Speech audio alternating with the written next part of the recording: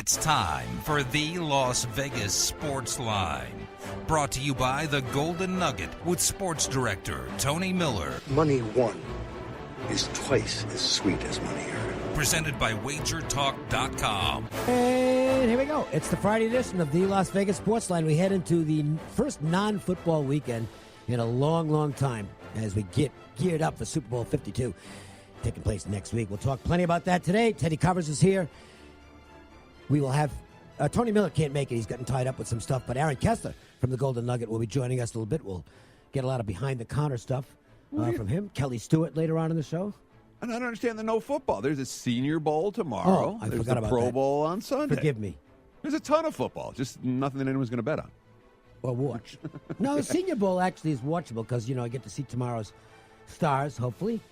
Get an idea there. The Pro Bowl is... Well, the Pro Bowl exists for corporate purposes only. Sure. That's the only reason it's still being played. I'm Dave Cokin, by the way. I did not introduce myself. So, anyway, we'll talk some Super Bowl in this show and get some ideas on what's happening down at the Golden Nugget. Prop sheets going up all over town. Everybody's putting up all kinds of inventive props along with the standard stuff. A lot of fun. And any doubt there's going to be another record handle? The question is how big of a record handle, And now that we're talking about more states than just Nevada, I've heard that in terms of nationally, what are we looking at? Twice the handle that we had last year. I think so. Yeah, I think it could happen, especially with two. The Patriots, obviously, there'll be a ton of people who want to bet against them just because they're the Patriots, and a lot of people who will bet on them because they're the Patriots. And the Rams are a good story, popular team. I don't know if they were as popular nationally as the Saints were, but it's still it's a good Super Bowl matchup. This is not anonymous team city. Sure, and when we think about the difference between the Rams and the Saints for TV ratings and that sort of thing for handle, I really don't think it's a big difference. No, I don't know. And when it comes to how much handle you actually get, it has something to do with what the economy is. The economy's going pretty good these days, and then it's something to do with how many outlets there are. And Yes. now we have a bunch more outlets, which means that the stuff that used to go underground is now going to go into the state coffers and be registered as official betting data. Good stuff. All right, let's take a look at some last night's stuff. Michigan State and Iowa, good battle until the Spartans decided to go on a 24-2 run in the second half, and that was the end of that. So they are looking more and more like a team that, especially when they get one of their starters back who's still out, their shooting guard, they could be playing on the final weekend. To the surprise of no one. Yeah. I'm with you 100%. That was impressive last night. Oh, boy. And Iowa's been playing good basketball. Obviously, they've been beating up on some of the weaklings of the Big Ten last night in a step-up-in-class contest. And they looked good early, but when Sparty put their foot down, man, that was impressive. It's a type of team that absolutely has Final Four potential. They have national championship potential, but they're not going to be the chalk. That's going to be the Blue Devils. One of the cool things about this weekend is normally, I'm going to watch football if that's on. I'm going to watch hockey if that's on. Neither of those is on this weekend. I'm not counting the two exhibition games in football, which means I'll be watching more college basketball. Michigan State, Purdue? Oh, yeah, I'm watching that. That's a good one. Yeah, and that's, again, when you talk about the latter stages of January and into February, all of a sudden college hoops, which has been on the back burner a little bit, not for bettors, but amongst the general public. Now, all of a sudden, it's, everyone's talking college hoops every day. Nationally, not a lot of people talk about the Pac-12, and with good reason. But Not out this here, year. in this part of the country, Pac-12 is still big business, and we had some exciting stuff take place last night, including maybe a statement of sorts on what the potential is, at least, for USC as they just destroyed Arizona. And meanwhile, Washington goes into Oregon, someplace they don't usually play well, and the Huskies stay unbeaten in the Pac-12. Maybe Washington is starting to put itself out there as an at-large possibility if they don't win the conference championship. And that's good news for the Pac-12 because up to this point, it kind of looked like they might be a one-and-done league. I think they might be looking at getting two in now if Washington gets beat. Maybe. Last night, of course, the key play for Oregon, fouling a guy shooting a running three-pointer with, 0.8 seconds left. That was a mistake. Yeah, that's an oops play. But, we've seen a few of those from Dana Altman's team this year. The Ducks certainly not what anyone thought they were going to be. UCLA he's had to reconfigure the whole team because Bull is out for the year. And they went from being a really big team physically to kind of a small team now that's going to have to get things done the other way. Well, they've been playing a lot of four-guard offense, and it's it hasn't really worked for them so far. UCLA, a team that preseason had enormous expectations. Going pre-Steve Alford getting fired was pretty miserable. Showed a little bit of a sign of coming to life, and then last night again, bad home loss to Arizona State, who, I think it's a quick regression to what was the norm for UCLA. They had a mini surge once Alford, who is kind of an unpopular guy, I think. You think? Once he was out the door. Look, he's Bobby Knight without the wins. He really is. Okay. And now they've regressed to where they were. They're a non-factor. I think USC is more dangerous. Look, Boatwright is a really good player. And if some of the other guys around him can contribute, USC can win a lot of games. Yeah, and, I mean, the Trojans have been thoroughly devalued in the betting markets. They were not good early in the season. There were a lot of reports about internal chemistry issues and the struggles that they were having.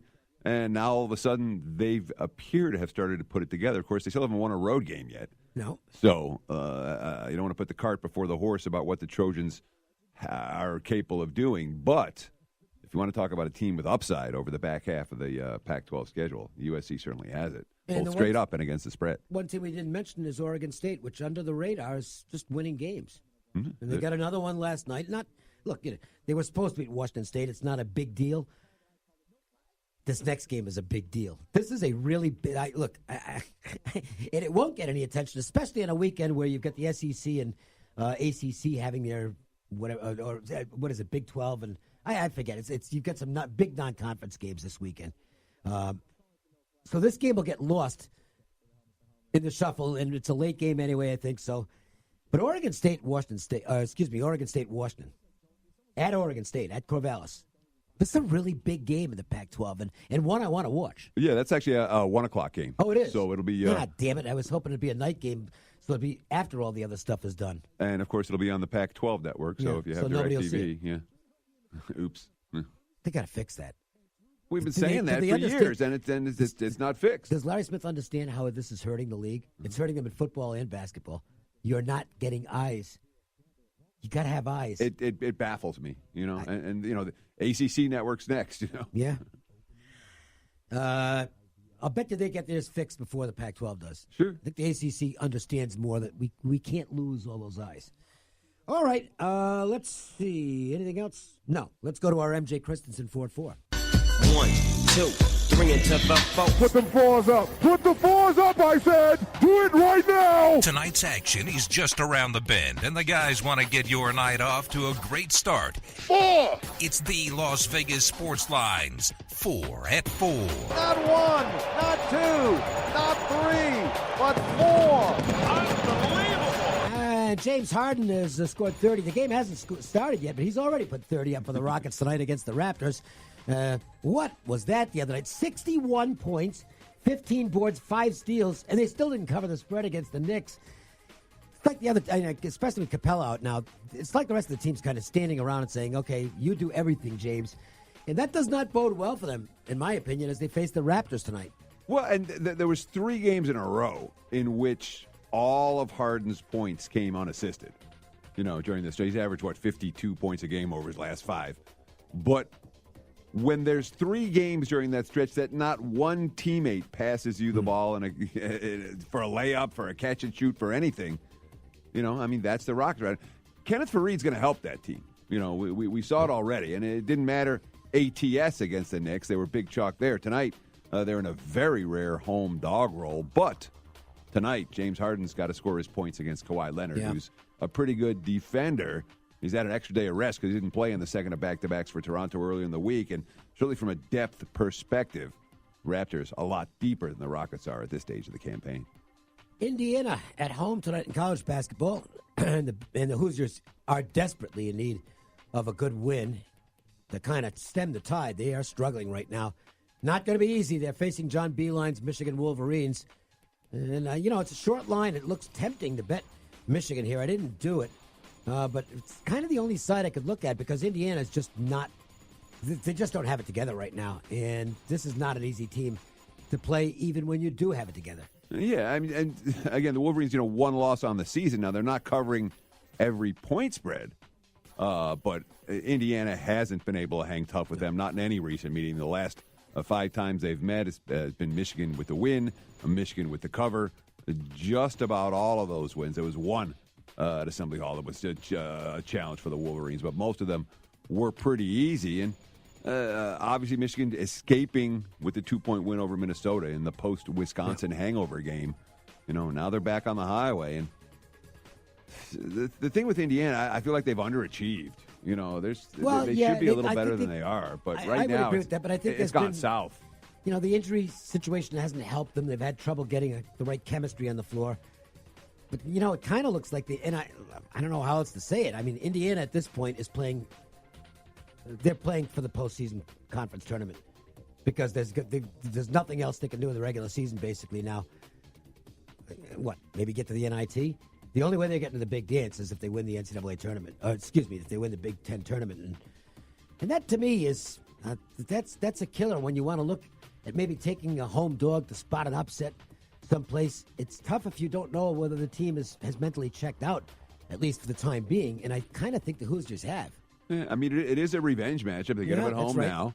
Although the first meeting, Michigan 50% shooting from the floor, 2 turnovers in that ball game. Wow. For the entire game. So that doesn't necessarily bode well. Indiana didn't have a lot of answers defensively, and nobody has a lot of answers offensively against that Wolverine defense. Somebody had an answer for Buffalo the other night. This Buffalo team has been running roughshod over the competition in the MAC. Well, they ran into a little bit of a surprise the other night as Northern Illinois pulled the upset in a close game. We'll see if the Bulls get it together tonight as they hit the road to face Kent State, an up-and-down team, to put it mildly. If Kent State's having a good shooting night, maybe they make this a contest. If they don't shoot the ball well, they might get run out against an angry Buffalo squad that just had their conference perfect season squashed. Sure, exactly. Off the 2-point loss as 9-point chalk, and a similar point spread range this evening are the Buffalo Bulls. But now they're hungry and off a loss as opposed to off a string of victories. And it's a Kent State team that they're off to a solid start, 4-1 their last 5. But I think there's a class difference between these two teams. And certainly when you look at the defensive statistics, there's no comparison. Buffalo can get stops when they need to. Kent State, not so much. Early in the season, I looked at Creighton and said, well, this is a team that might make some noise. I think I got that one wrong. They're not very good. They're okay, but they're just another team in the Big East. Butler coming off a defeat that, look, they were supposed to get beat by Villanova. I know they've got a good history against the Wildcats, but Villanova's better than Butler. Butler will try and bounce back from that tonight as they head to Omaha to face Creighton. It's a close game, according to the line, 2.5. Looks like there's been some sharp money on the Butler side. Whether that means anything or not, we'll have to wait and see. But I think I would side that way. I look at the dog here as the more likely right side. Well, Creighton's not playing any defense, I mean, they finally snapped their, 4-game skid with the win at Georgetown earlier in the week. But we're talking about a squad. They didn't play any defense in that game either. No, their defensive numbers are atrocious, and they're getting worse. They've given up 45% shooting from beyond the arc in their last 5 games, and 51% overall. Those are not the type of numbers I'm looking for any favorite that I'm willing to support. Not that type of defense, even in this short chalk range. That's it for the 4 at 4. Reminder, Valentine's Day is just around the corner. It'll be here in a couple of weeks. Don't wait. Get down to MJ Christensen now and see about all the specials they're going to have set up for the holidays. And pick up a nice item for yourself while you're there. Why not, right? Check them online, mjchristensen.com, or friend them on Facebook so that you can get some exclusive specials as well from MJ Christensen. Aaron Kessler is with us right now on this Friday edition from the Golden Nugget. What's going on, Aaron? How are you? Pretty good, Dave. How are you doing, buddy? Very good.